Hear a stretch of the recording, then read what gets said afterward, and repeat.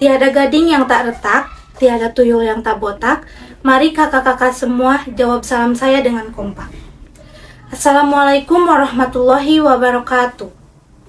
Salam sejahtera untuk kita semua. Selamat pagi Ibu Siti Anissa dan teman-teman yang ada di kelas. Puji syukur kita panjatkan kepada Allah Subhanahu wa Ta'ala. Dan tak lupa sholawat serta salam selalu tercurahkan kepada Nabi Muhammad Sallallahu Alaihi Wasallam. Seperti pepatah mengatakan, tak kenal maka tak sayang. Perkenalkan, kami dari kelompok 3 yang terdiri dari saya Ayu sebagai moderator, Mia sebagai presentator pertama, Gita sebagai presentator kedua, Salsa sebagai presentator ketiga, Anggita sebagai penanggung jawab, Alia sebagai nutulen, Irgi, Hari, dan Dadan sebagai anggota pentaseni presentasi kelompok kami pada hari ini. Kami akan mempresentasikan materi PPKN yang berjudul Kasus-kasus pelanggaran hak dan pengingkaran kewajiban warga negara. Sebelum itu, saya ingin bertanya terlebih dahulu, apa sih pelanggaran hak dan kewajiban warga negara itu? Contoh kasus apa yang bisa melanggar hak dan kewajiban warga negara? Nah, kami kelompok 3 akan mengangkat kasus pembunuhan Angelin. Teman-teman sekalian, mari kita flashback lagi pada tahun 2015, di mana ada kejadian yang sangat menggemparkan sosial media. Bukan hanya di Bali saja, tetapi seluruh Indonesia mengetahui kejadian tersebut, yaitu kasus pembunuhan Angelin, bocah 8 tahun yang disangka hilang saat bermain di depan rumah. Nah, untuk penjelasan lebih lanjut, marilah kita simak dengan seksama penjelasan pertama yang akan dilaksanakan oleh Mia. Kepada Mia saya persilahkan.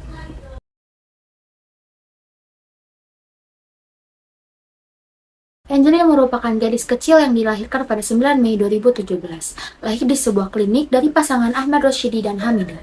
Ayahnya merupakan kuli bangunan dengan penghasilan yang terbilang sangat minim, yaitu 30.000 per hari. Sementara, biaya persalinan pada saat itu adalah 1,8 juta. Karena kesulitan membayar persalinan, tetangga Rosyidi mempertemukan mereka dengan Margriet Christina Megawai, ibu tiri Angelin yang pada saat itu bisa dibilang cukup berada dan bersedia melunasi semua tagihan persalinan. Namun, dengan syarat nantinya bayi tersebut akan diambil dan diasuh oleh Margriet. Orang tua Angelin pun menyetujuinya karena bagaimanapun hanya inilah cara untuk melunasi semua tagihan itu. Mereka kemudian membuat kesepakatan berupa akta pengakuan pengangkatan anak yang ditulis oleh notaris Ana Wibowo. Belakangan diketahui akad tersebut memang tidak sesuai dengan prosedur yang berlaku. Selanjutnya, asal mula nama Angelin diambil dari nama depan Ibunda Margriet. Lalu, ada janji di mana nantinya Angelin akan menjadi ahli waris dari harta keluarga Margriet. Namun, dalam perjanjian itu, jika seandainya Angelin meninggal dunia, maka semua harta akan kembali jatuh ke tangan Margriet.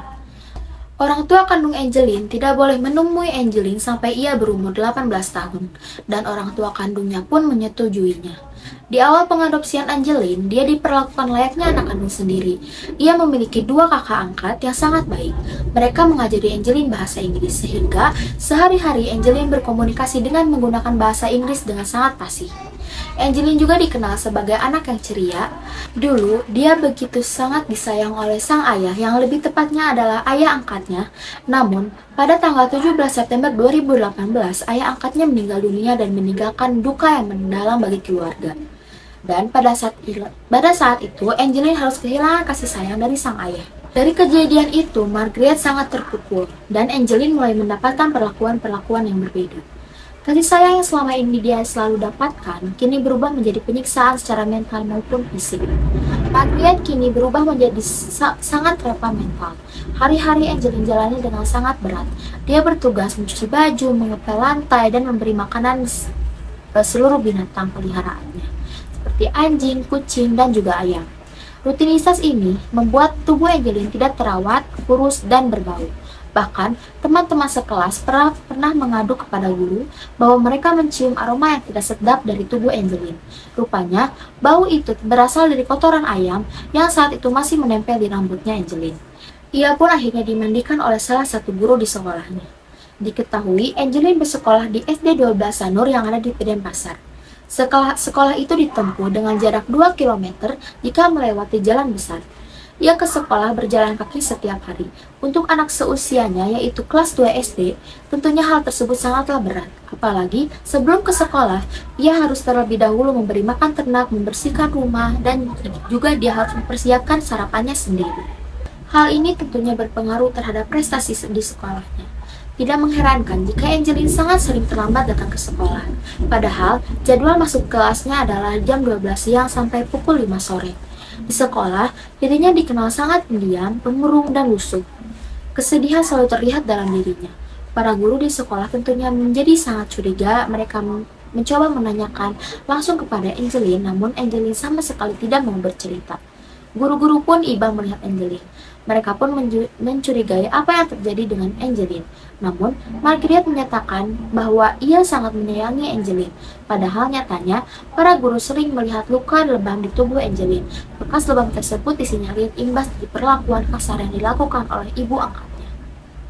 Ketika Angelin telah menghilang, Caroline, kakak tiri Angelin, yang menyebarkan selebaran bahwa adiknya telah menghilang. Padahal, sebelumnya beberapa orang masih melihat Angelin bermain di depan rumah, di jalan sedap malam. Ia di saat itu terlihat mengenakan daster berwarna biru muda. Tak disangka keesokan harinya banyak keluarga yang membagikan informasi kehilangan Angelin. Hingga informasi itu juga sampai ke telinga polisi. Dan Margaret pada saat itu berdalih bahwa Angelin diculik saat bermain di depan rumah. Polisi dengan cepat langsung melakukan pencarian dan mencari Angelin dari Denpasar hingga masuk ke wilayah Banyuwangi, yaitu tempat orang tua kandungnya. Hal tersebut tidak membuahkan hasil. Polisi juga memeriksa kamera CCTV di sekitar lokasi, memeriksa sambungan telepon, serta menggunakan anjing pelacak untuk mencarinya. Namun, anjing pelacak tidak bisa mengendus jejak Angelin dan hanya terus berputar di sekitar rumah. Kecurigaan sebenarnya sudah mulai muncul, namun polisi masih menangani kasus ini dengan sangat hati-hati.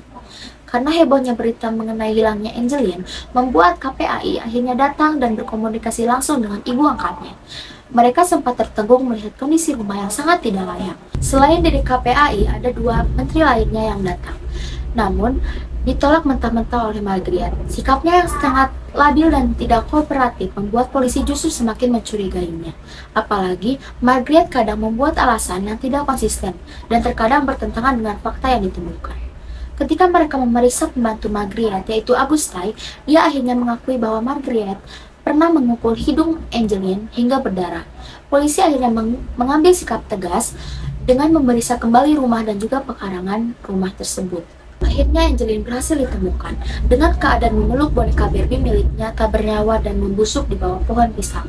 Dari hasil otopsi, Angelin diketahui meninggal sejak 3 bulan lalu. Di tubuh jenazah ditemukan beberapa bekas luka kekerasan berupa memar dan beberapa bagian tubuh serta bekas sudutan rokok. Selain ditemukan luka, juga ada beberapa lilitan tali plastik sebanyak 4 lilitan.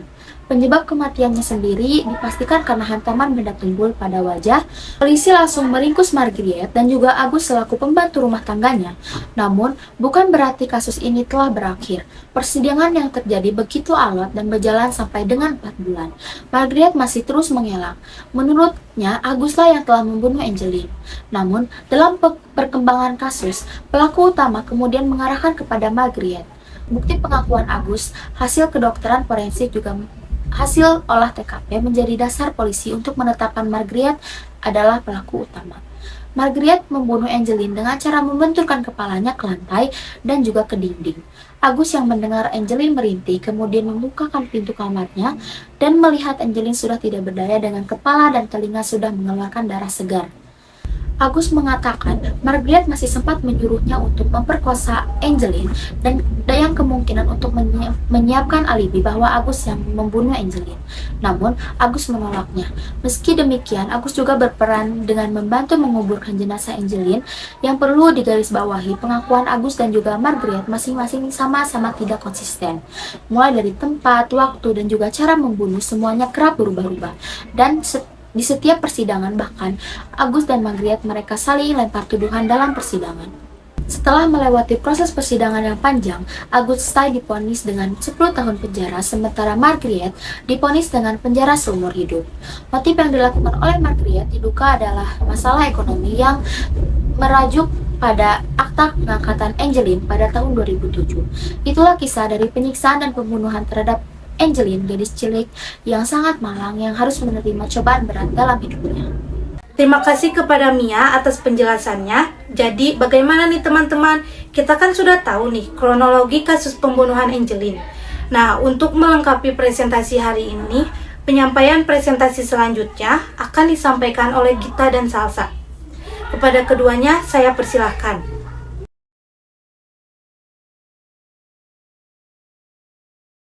Hak merupakan semua hal yang Anda peroleh atau dapatkan. Hal tersebut dapat berbentuk kewenangan atau kekuasaan untuk melakukan sesuatu. Setiap hak yang diperoleh merupakan akibat dari dilaksanakannya kewajiban. Dengan kata lain, hak baru bisa diperoleh apabila kewajiban sudah dilakukan.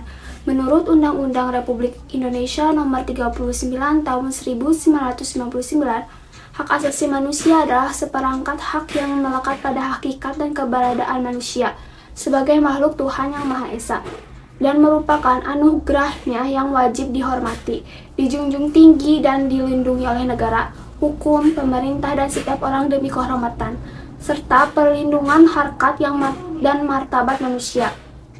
Kewajiban secara sederhana dapat diartikan sebagai segala sesuatu yang harus dilaksanakan dengan penuh tanggung jawab.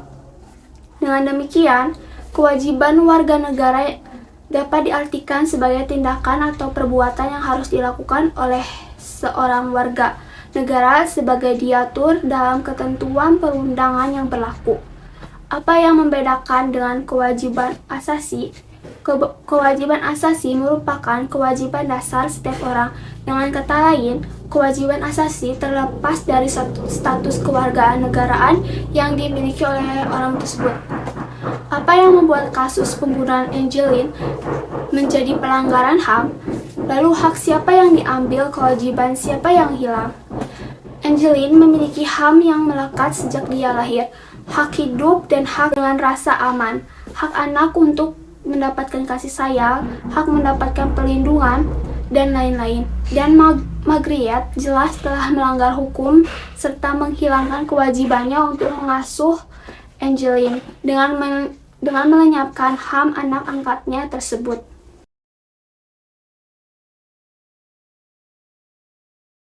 Pembunuhan adalah suatu tindakan yang menghilangkan nyawa seseorang dengan cara melanggar hukum, maupun yang tidak melawan hukum.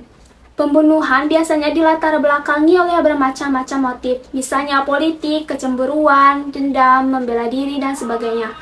Pembunuhan dapat dilakukan dengan berbagai cara.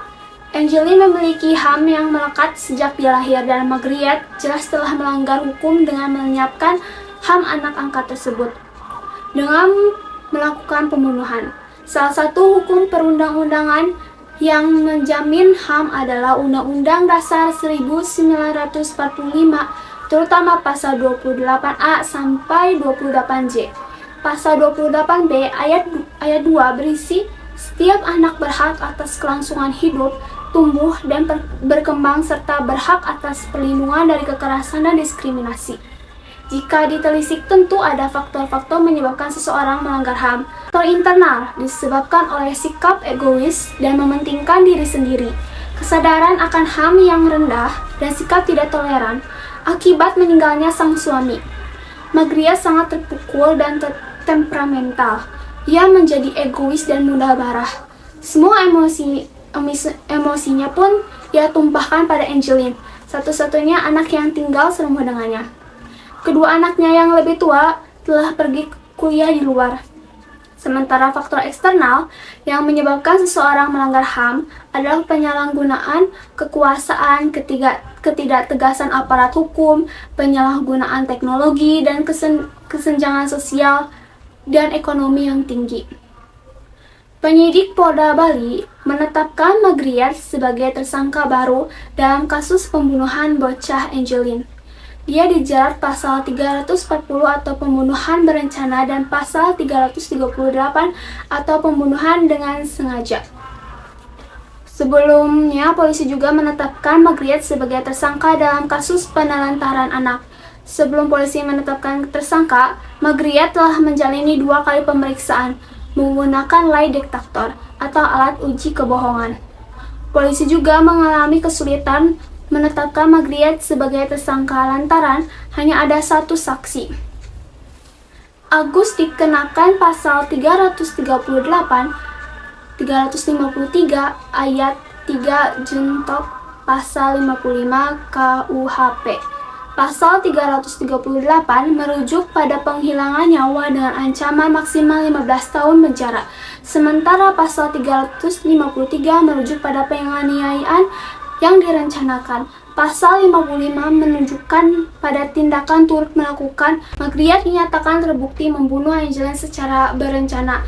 Memutuskan terdakwa di penjara seumur hidup, kata Ketua Majelis Hakim Edward Harris Senin. Vonis hakim ini sesuai dengan tuntutan jaksa.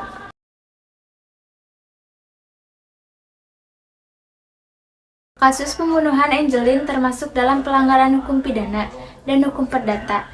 Atas dasar apa kasus pembunuhan Angelin termasuk dalam pelanggaran hukum pidana? Perkara pidana timbul karena terjadi pelanggaran terhadap perbuatan pidana yang telah ditetapkan dalam hukum pidana. Contoh kasus hukum pidana diantaranya adalah pembunuhan, pencurian atau perampokan, penipuan, pemerasan, penganiayaan, pemerkosaan, korupsi, pengemplangan pajak, pemalsuan dokumen, dan lain sebagainya. Perlu digarisbawahi, alasan Margriet membunuh Angelin terdapat dalam contoh kasus hukum pidana. Bukan hanya pembunuhan saja, kan terdapat juga penganiayaan dan pemerkosaan yang dilakukan oleh Aguste. Sedangkan untuk perkara perdata timbul karena terjadi pelanggaran terhadap hak seseorang seperti diatur dalam hukum perdata. Sedangkan perkara pidana timbul karena terjadi pelanggaran terhadap perbuatan pidana yang telah ditetapkan dalam hukum pidana. Contoh hukum perdata lainnya yaitu 1. Masalah warisan, 2. Utang piutang, 3. Sengketa kepemilikan barang, 4. Wans prestasi, 5. Pelanggaran hak manusia, 6. Perebutan hak asuh anak. Dan alasan lain Margriet membunuh Angelin yaitu karena masalah warisan yang diberikan oleh Douglas adalah 70% untuk Angelin dan sisanya 30% untuk Margriet sesuai dengan perjanjian Margriet dengan orang tua kandung Angelin. Angelin akan mendapatkan hak warisan keluarga Douglas, tetapi apabila Angelin mati, maka semua hak warisan tersebut 70% semua itu menjadi milik Margriet.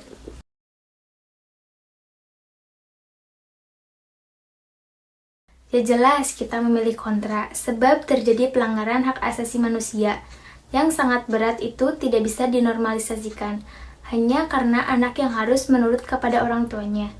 Yang seharusnya orang tua menyayangi anak, melindungi anak, ini buktinya malah dia menganiaya, menyiksa bahkan sampai membunuhnya. Ya, sejak dari awal Margriet mengadopsi Angelin juga akan melanggar perjanjian atau kontrak yang dilakukan dengan kedua orang tua kandungnya.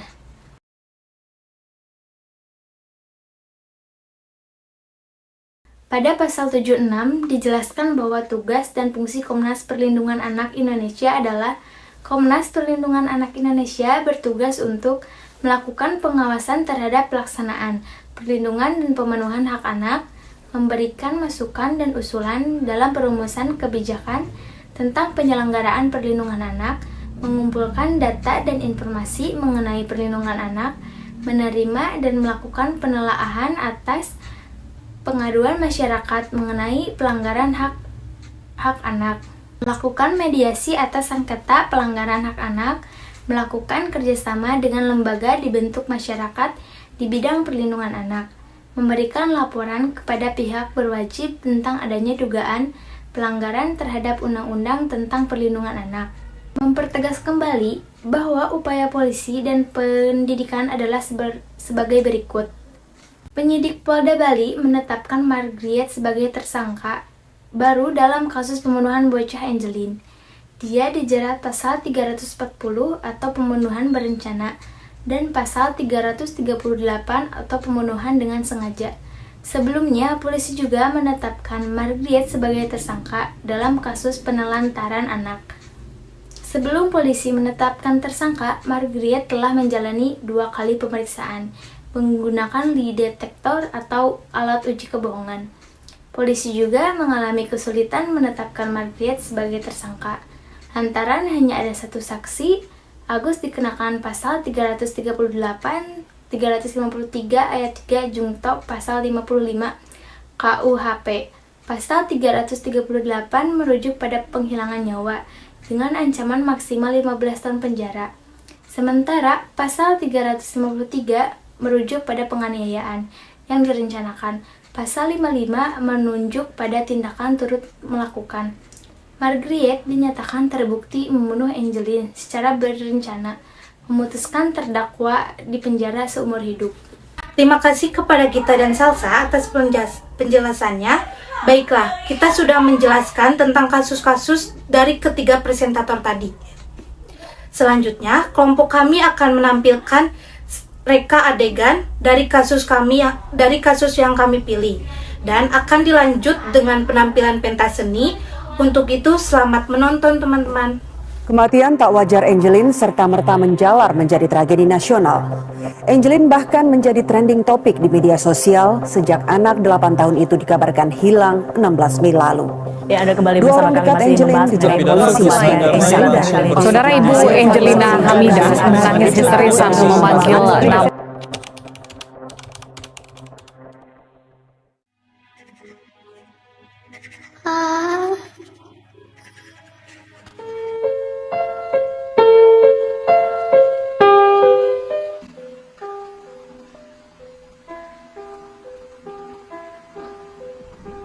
Sudah sadar?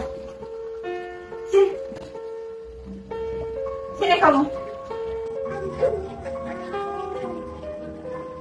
Puas kamu sekarang? Kamu membunuh kucing kesayanganku. Kamu harus aku hukum. Aku udah membunuhnya, Ma. Sakit, Ma. Ampun, Ma. Ampun. Mana ayahmu? Cari ayahmu.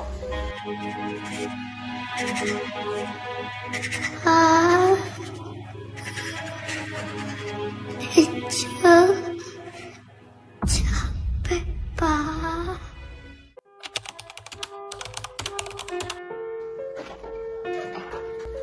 Non Angel, ini kenapa Bu? Hah? Agus? Berkosa saja dia sampai mati. Enggak akan Bu. Ya sudah, kamu kubur saja di belakang rumah.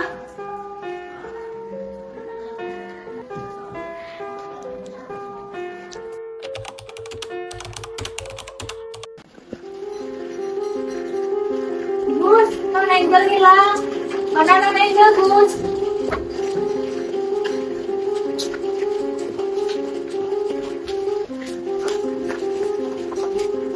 Gus, Angel baik-baik saja kan?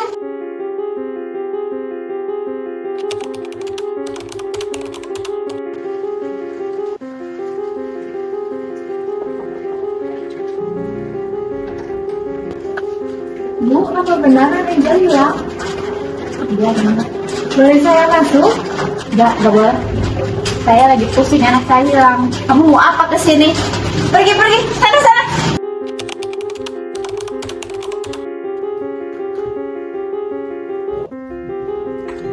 Mas, Angel ini hilang. Tapi aku di mana? Aku mau tahu, kamu harus bertanggung jawab ya. Kamu cari Angel sekarang.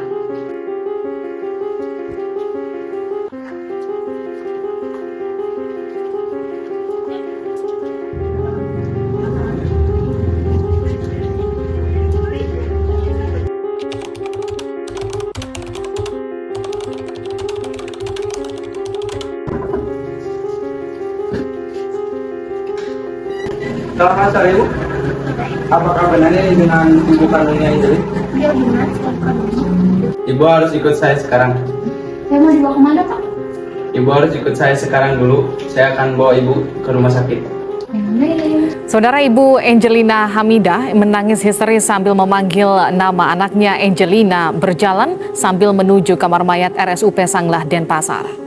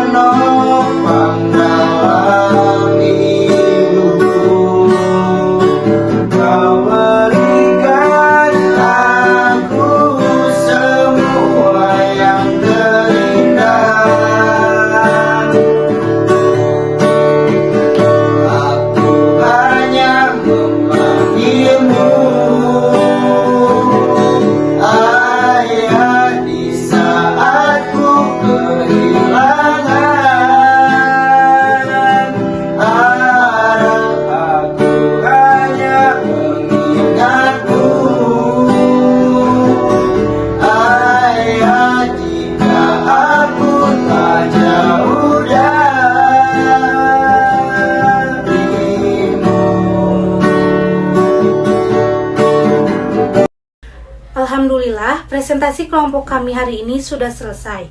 Sebelum saya tutup presentasi hari ini, saya akan menyampaikan sedikit kesimpulan dari kasus pembunuhan Angelin. Kesimpulannya adalah, penyidik Polda Bali menetapkan Margriet sebagai tersangka baru. Dalam kasus pembunuhan bocah Angelin, dia dijerat pasal 340 pembunuhan berencana dan pasal 338 pembunuhan dengan sengaja. Sebelum polisi menetapkan Margriet sebagai tersangka, ia telah menjalani 2 kali pemeriksaan menggunakan lie detector atau alat uji kebohongan. Tetapi polisi juga mengalami kesulitan lantaran hanya ada 1 saksi. Hingga akhirnya Margriet ditetapkan hukuman seumur hidup dan Agus Tai Hamda divonis 12 tahun penjara dan denda sebanyak 1 M. Sekian presentasi dari kami. Jika ada lebihnya itu berarti saya, dan jika ada kurangnya itu berarti teman-teman saya. Kalau berjalan menginjak bumi, kalau terbang menanjak awan. Sekian presentasi dari kami. Silakan semua bertepuk tangan. Ayu ting ting makan kepiting. Thank you for everything. Wassalamualaikum warahmatullahi wabarakatuh. Muda jiwa selamanya muda, kisah kita abadi selamanya. Muda jiwa selamanya muda, kisah kita abadi selamanya. Masihkah kau mengingat di saat kita masih 17? Waktu di mana tanggal-tanggal merah terasa sungguh meriah. Masihkah kau ingat cobaan terberat kita matematika?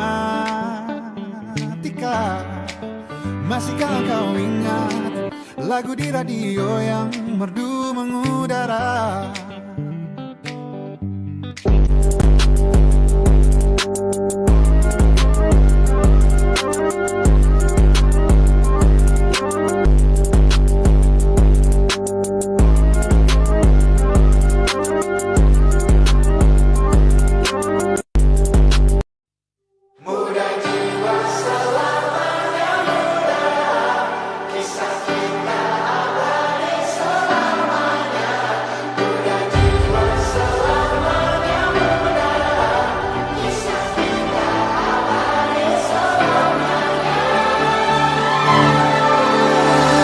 Masihkah kau mengingat di saat kita masih 17?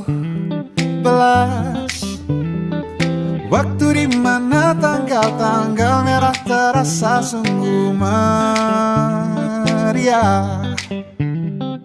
Masihkah kau ingat cobaan terberat kita matematika? Masihkah kau ingat lagu di radio yang merdu mengudara? Kita masih sebebas itu, rasa takut yang tak pernah mengganggu, batas naluri bahaya. Dulu tingginya lebihi logika.